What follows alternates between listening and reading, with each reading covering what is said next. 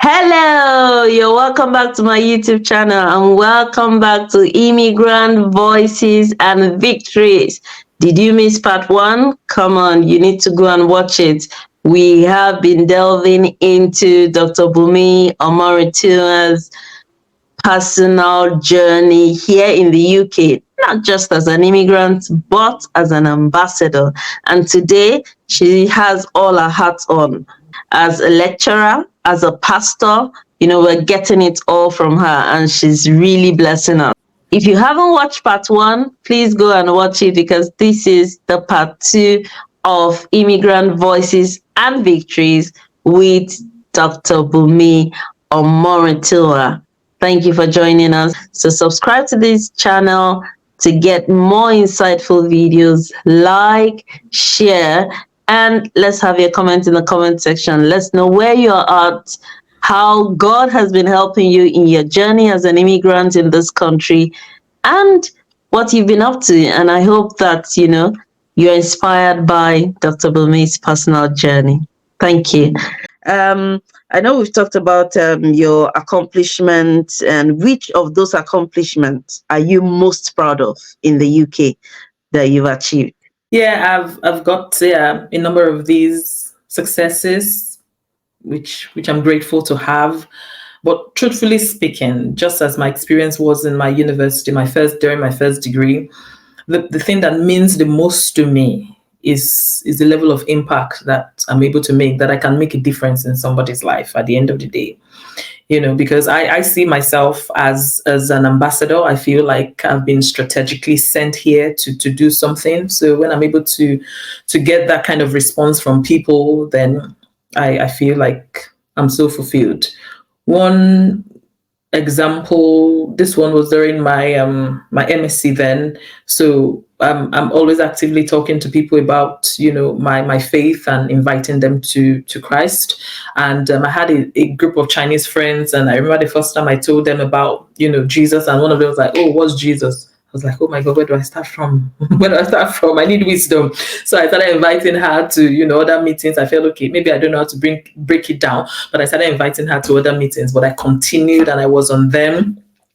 So about 2 years later, I got this email from one of them, telling me that she's now a Christian, she's now baptized, and she's now married to a Christian African man, a Chinese. I was so excited. So excited. I still have a photocopy of the card she sent to me many, many years ago, and I have that in my prophecy book. So at the end of the day, these are the things that mean the most to me, because if I can have this level of impact in somebody's life, then I feel that I'm living. I feel that for every gift and for every opportunity that we have, it is not just an opportunity for self-aggrandizement. It is an opportunity to serve and to make Jesus known, really. So that's what I live for. So all of these are beautiful. I love my words. They are good. I'm grateful for them. But I think the feeling of knowing how much you bless somebody and how that you can bring somebody to the knowledge of Jesus it dwarfs every other thing, I must say. Yeah, absolutely. Awesome. Talking about that, actually, so how have you been involved with community activities or initiatives here in the UK? Oh yes, I think it's absolutely important to be a part of the community that you're in. So wherever you are, you can't live in isolation. You have to join in. So I've been part of communities where we reaching out, you helping in terms of science outreach, going out to primary schools and call it like science capital, telling them about science, telling them why they should come to the university and things like that. So raising science awareness in people. Yeah, I've done that in school. I've done that outside school in activities. I've also been a part of welcoming new people into the UK. I've been a part of welcoming people who are seeking asylum into the UK and giving them relief materials. and also some of the Hong Kong people that came in recently. We've also been actively involved, welcoming them into England. So yes, I've very much been involved with things like this. So while being involved with the community and all of that, how have you been able to navigate and balance your cultural identity with the cultural context in the UK? Okay. Yeah, that's a good question. Thank you. So so as I've earlier mentioned, there's the place of accepting people for who they are. So when you go to a new place, you learn how they do things, and you sort of adapt. Yeah, you have to adapt so that you can, be like, learn how they're doing it and do things the way they're doing it. But in adapting, you must never lose your identity. You must never lose where you come from, because you're representing somewhere. Yeah, so I think I've been able to blend in, but I'm still very conscious. I'm acutely aware of who I am, of where I come from. I love my heritage. Yeah, and my son is African to the core. You know, he loves, he loves his Nigerian meals. He doesn't joke with them whenever I'm able to make them for him. So yes, yeah, we should adapt. We should see how things are done and do things the way that these people do it. But be who you are. This is who you are, right? So if you don't have the British accent, you don't have it, and speak the way you are, and just be who you are. So I have to do presentations, talk to different kinds of people, mixed crowd, international as well as indigenes. But I'm who I am. I'm not going to change the way I talk. I'm just going to make sure that I'm legible enough, but no other extra thing. Now, this is who I am. I'm proud of who I am. Absolutely comfortable with my skin. Yeah, so my skin is a blessing. My skin color is a blessing. It's just who I am, and just celebrating my uniqueness and my identity. So wow, awesome. Yeah, so celebrate who you are. I think everyone talks about this speaking and accent. Just, be clear as much as possible. You don't, so that, people can hear you. So are there any heritage that you've actively maintained and incorporated into your daily life here in the UK? Okay, I'll say dancing in the Nigerian way. Yeah, my son and I, we dance because we love to play some praise songs, and then we dance. If you see us dancing, I think we do that a lot, and that is really good. And also our foods as well. So I still go to the African market. I still do my shaki, gizzard, all those things, very much in my food. Nigerian jollof. Yeah, Nigerian jollof. Yeah. So I still, very much do all of these. Yeah, in terms of the food, in terms of our culture. I think, I'm still very much, who I am. Awesome. So, what advice would you give to other immigrants that you think are facing challenges similar to those you have encountered?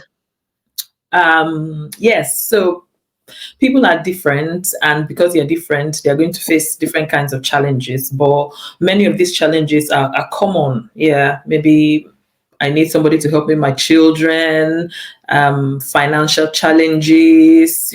Most of these things are going to be common. So, but what you need to understand is reach out for help when you need help. For instance, if it's financial challenges, if you're a student, you can look to your university. Sometimes they have some funds that they give international students, that can help you. And then open up your heart to relationships, that can be beneficial. Look out for communities, look out for networks, moms networks or family networks, and these people can be a huge blessing to you. Sometimes it's just in the sharing of information. Have you heard of this? Have you heard of this? And just being aware of what's available can make a huge difference, in in your ease and settlement in here in the UK. Yeah, and I would like to say that you should be daring, and that you should never settle for less. Sometimes when people come here, they just feel like what I can do is so and so low job. There's no job that doesn't have dignity. Okay, so I'm not looking down on any job at all, and depends on what you want to do. So, but if you're aiming for something really high, high managerial position, please don't feel like you're unable. Please don't feel like you cannot get there, okay? Because the people who are there don't have two heads. And if you never apply, if you don't put yourself out there, you don't give yourself a chance. So you need to put yourself out there. You need to, prepare your CV, and you need to let people see that you can do it, okay? So don't settle for less. Just keep going for it. If you get any, negative emails and rejections, don't be okay. Sometimes you need to put in something 100 times before you get it once. But how can you stop a man who just won't who won't stop trying? You can't. If he doesn't stop trying, he will make it one day. Okay, so if that's what you Yeah. have, heart, let your passion push you. Okay, don't give up. It will happen. It's just a question of time. The question is, are you going to stay through? Are you going to keep pushing? Okay. And then again, if you're a person of faith, I'm going to tell you, wear it boldly. Okay. Wear it boldly. Okay. There's nothing strange about you. Okay. You are the real deal. So if you're a person of faith, wear it boldly and talk to people about it. Okay. Make friends with people and see how you can get more and more people, to Jesus. So yes. Awesome, awesome. Are there any specific resources or support system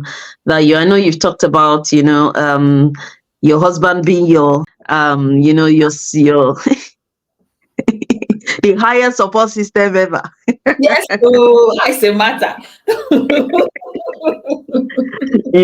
And yeah, but are there other support system or resources that you found particularly helpful that you think can be helpful to immigrants that have just arrived in the UK or are in the UK already and are in the place of transition into their professional career? Okay, so maybe if they've come into the university, sometimes I see that some people are not really taking advantage of the support that the university affords them. Being on the other side now, being as I've been a student, and now I'm on the academic side, I see that the school has a lot of support systems, but many times international students are not quick to use these opportunities. I don't know, maybe it's because they don't know these opportunities are there, or because maybe where you're coming from, you're used to the hard way, and you feel like that's how you should continue to be. Okay, so like I said, some facilities might be available for you to be able to get some support financially, and if you are struggling, with your health or mentally, you can take permission that can help you, give you some extra time in doing your work. Yeah, and then if you need maybe some electronics, some IT systems, these things can be provided for you. Okay, so it's just about asking the international office at your uni, if you're in the university, and seeing what opportunities are there. I feel it's important that you don't just stay in isolation. Okay, so be in contact. Some people have WhatsApp groups, Telegram groups where they just keep in touch. Yeah, I know sometimes toxic messages can go around in those places, but you just guard your heart. But many times you also have some valuable information going around. So I think this can be helpful as well. Yeah, when people come in. Yeah, I think it's very important that, Yeah, when you come in as international student, most of us we just don't know, we just don't know what to do. We yeah, just think, it's just, oh, I'm here to read, I'm here to study. Like when I was sick, when I had issues, I didn't know I could take extenuating circumstance. I yeah, wrote that exam in pain. And then exactly. afterwards, my Yeah, tutor was like, what happened to your exam? What happened? And then I told her, she was like, oh, why didn't you tell me? And then I was given extenuating circumstance for those mm, papers, and then I wrote those papers again yeah. Oh, that's during yeah, my master's. So, we just don't know, to be honest. So please talk yeah, to your tutor. Tutors at schools can be very, very helpful. You can tell them yeah. and talk to them about anything. Oh, this is so wonderful. I wish this won't end. I'm just enjoying this wonderful conversation. And then I just wanted to ask, which I know this is very, very close to your heart. How has your Christian faith played a role in your resilience and your ability to overcome challenges? Oh, oh yeah. So I'm a Christian. I'm proud to be a Christian. I believe in Jesus, and that's my source of strength. I don't know how to go through life without that strength. So I can do all things through Christ, which strengthens me. So it is tough. Mhm. So the demands are high, the stakes are high. You need to do things. The deadlines are real, and they are high stake, because if you don't do them, major things can go wrong. So having to live with that kind of intensity every day of your life and still maintain your sanity, that can only be because you're being strengthened from within, where there's something bigger than you that's carrying you. So I think that I know that that's how I'm being sustained. Just believing Jesus, and knowing that all things are working together for my good. So I have that strength. I don't believe that anything negative can happen to me. I don't believe I can be a victim of anything negative. Yeah, not because I'm too good, but simply because I know from the Bible that all things work together for my good. So I have. So I see things from that perspective, and that gives me so much strength. So my faith is precious to me, and that's how really I'm able to go on, and having that community of believers where people can strengthen you, and you can share your challenges with them, and they can pray with you, they can encourage you. I think that's the way we live. That's how the city is taken. Yes, it is taken. Yes, it is. Our lives are beautiful. Hallelujah. Yes, our lives are beautiful. Um, can you share a specific experience where your faith was a guiding factor? Okay, I think I've always allowed my faith to decide things for me. So I wouldn't do things, for instance, except I'm convinced that this is what I should do. I believe that, yeah, I'm living by prophecy. Okay, I've been invited. Once I was invited for a talk, diversity talk, and then I was picked to talk. And one of the things I was supposed to talk about was how I've coped with the challenges. And so I emailed the organizer, and I was like, I'm a person of faith. There is no way I can talk about how I overcame this without talking about Jesus. And she was like, okay, go ahead. And, I started talking, and I realized that as soon as I started talking about Jesus, everybody went quiet. See, I spoke. I didn't keep quiet. I continued. I was so proud of myself afterwards. I wasn't talking to a religious group. I was talking in a purely academic setting. But then you can't ask me how I coped, and then I don't talk about my Jesus. So I think in decisions like that, my faith has always taken preeminence. But the latest one now, which is how I got my job, that's the typical example of how my faith took priority, and my faith led me to take these steps. Of course, finishing for my postdoctoral fellowship position, there were several opportunities that I could have embraced. So several pathways that I could have gone. Industry, teaching, business, but I heard, in my heart that this is how I was going to get my job. And what I heard in my spirit was, it was going to be a specific job, and the way you're going to know that this job is for you is that somebody's going to call you and somebody's going to tell you, have you seen this advertisement? It suits you, apply for it. So I remember meanwhile, my husband has been telling me, don't worry, don't bother yourself. But I was busy applying everywhere. But that's a story for another day, how I would just apply. I knew I shouldn't be doing that, because in my heart, I knew that it was going to come to me. I knew that was God. And I knew that I was supposed to just wait and let it come. But that factor of, I need to apply, I need to get something, So I was everywhere. I put in, more applications than I should have. My husband just looked at me. now sit down and listen to what I'm saying. But how this one came then, so I saw the opportunity, and when I saw the advert for this job, which I presently am in, it looked so perfect. Everything was good. It fit my qualification just perfectly, and I knew that this was good. It was good for me. But the way I had seen it wasn't the way that I felt God wanted me to see it. I had seen it on jobs.ac.uk, and that was not how I was supposed to see that job. But then I knew that this job was for me. And then the following day, the person who's now my line manager called me. She had known me because I was an hourly paid lecturer in this university previously. And that was just for a month. Something came up, and then I had to stop that job. So not for long at all. Called me and she was like, "You've advertised for this. I think your CV suits this job. Do you want to apply for it?" I was like, "Yes." So I was like, "Yes, I know this is my job now." So I took it. I was happy, just that fulfillment of knowing that you're in God's will. I mean, just knowing that you're in the center of God's will. It doesn't absolve you of challenges, but it gives you strength, and you can pull through. So I applied for it, and I went for the interview, and I got the job, and I was really pleased because that's just a typical example of the triumph of faith. So God, you see God come through for you, and that was it. So I feel so at ease, when just being confident and happy that you're where God wants you to be. No other feeling, can replace that. So I'm just really happy. And if you're listening to me, I'm going to use this opportunity. I use every opportunity that I have to talk about Jesus. I mean, he means everything to me. If I shine, it's because he's my glow. You know what I mean?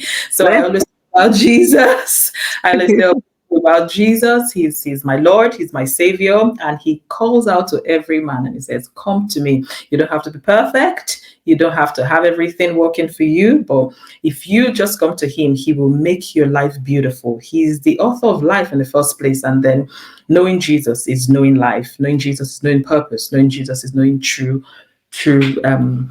joy. Yeah, so that's it. Oh, awesome, awesome, awesome. If you know Jesus, he becomes your glow. I love that. Love it, love it, love it. So, to close this up, is there anything else you would like to share about your unique journey? Because Immigrant Voices and Victories is all about, the challenges we faced, how we've overcome, and we can't do this without the help of God, I must say. Yeah. Mm-hmm. So is there anything else you would like to share about Mm. your unique journey? Oh. Yeah, so like you said rightly, Dr. Yemi, see, this is my own journey, and everybody's journey is going to be different. Yeah, so you might not be able to just take exactly what I've said and put it in into your situation, but one thing that I would like to encourage you is don't give up. There are going to be times where you want to give up. Okay, it's going to be hard. There are going to be times when you can't get like money. Money is hard. Okay. There are going to be times when you're going to be stressed. Okay. There are going to be times where you have to do some odd jobs just because you want to be a responsible father, or because you just need to do something, but you know that you are more than that. Okay. But what I want to advise you is don't give up. You're made for more. Okay. Your life is beautiful. Don't settle for less. Okay. Don't settle for less. The people who have the good things of life, they don't have two heads, and you have it in you. You are the real deal. Okay. Whenever you feel like giving up, just sit back and think of how far you've come.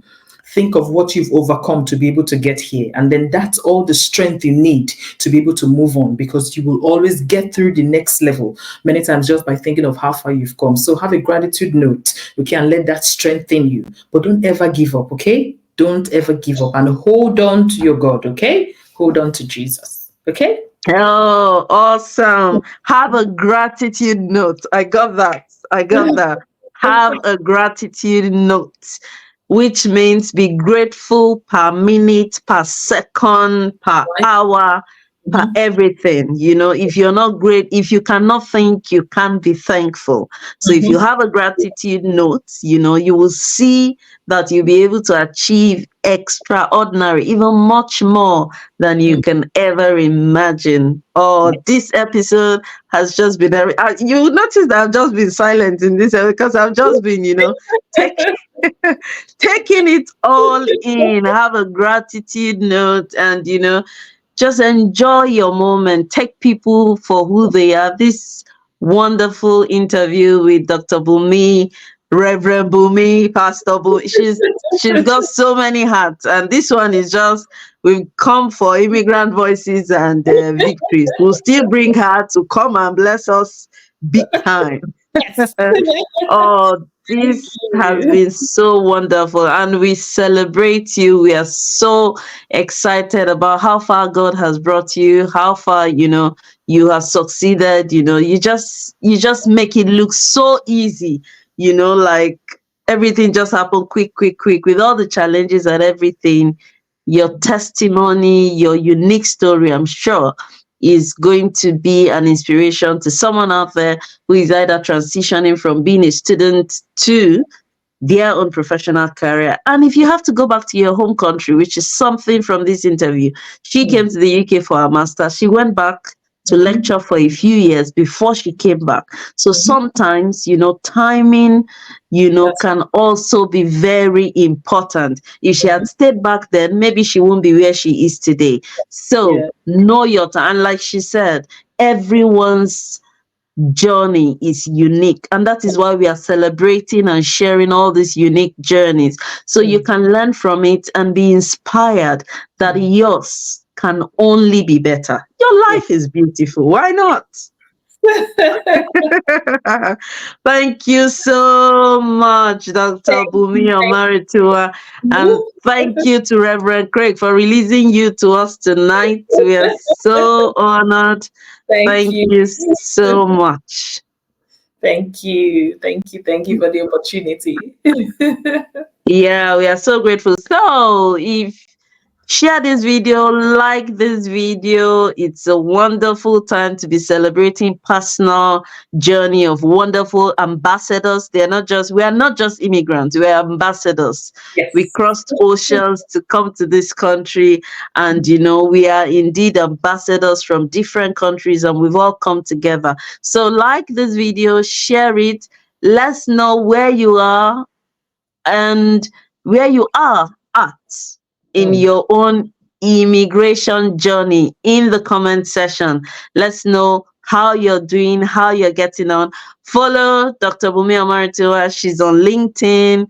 Her life is so beautiful. There's so much to learn from her. And I know your own life can be beautiful or is beautiful already and can only get better.